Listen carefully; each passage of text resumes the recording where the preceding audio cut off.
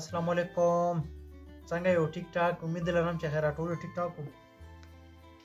د چرګانو ډوکی یا موږ راوړي دي او دا موږ بس کاټ کړل او مساله ولا ښه مضبوطه مساله ورکوو اورې چې ښه تروشه راشي اورې دا ولا موږ سپیشل مساله جوړه کړه سپیشل دکې هر یو شی دی وچ مرچ دی اناردانه دی ملي دی او کورکمان دی هغه دی پکې زیره ده پکې تور مرچ دی دا موږ سره مکس کړه دا موږ بس دله ویر کړو ښه ده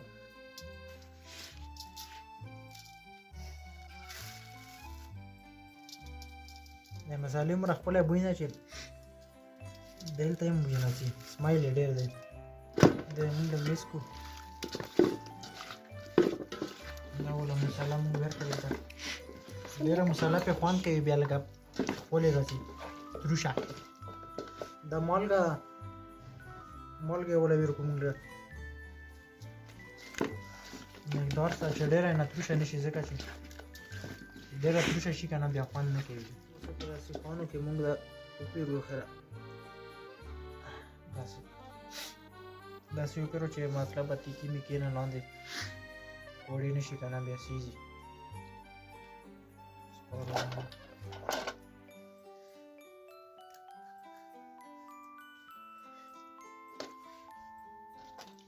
دا یې خیره پوره شو مکمل سیخونه هغو سیخونه هم ترې ډک کړل دا بقایا ټوټې په سکارو باندې ولو چې لوګی وکړو سم ګرم دی سکاره ډېره مزه کوي وی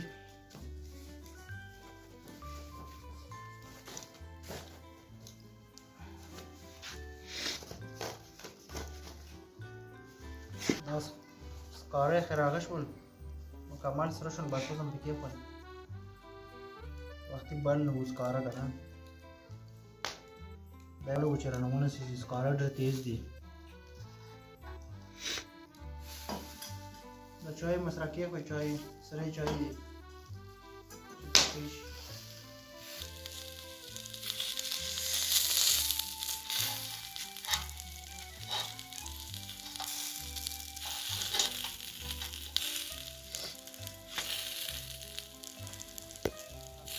ښه شول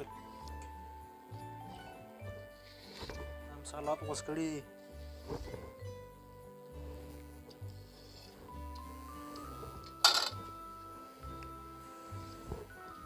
ګرم دي ګرم او ډېره ښکلی اسمایل یې هم دی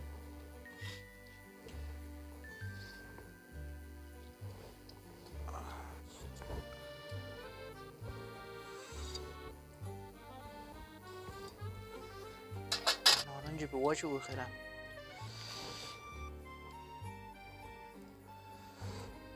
بسم الله الرحمن الرحیم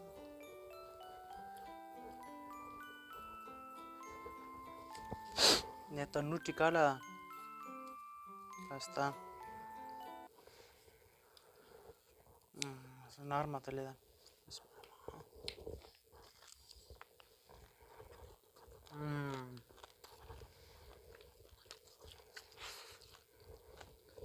مساله هم پیچوله او ډېره راغلې ده مساله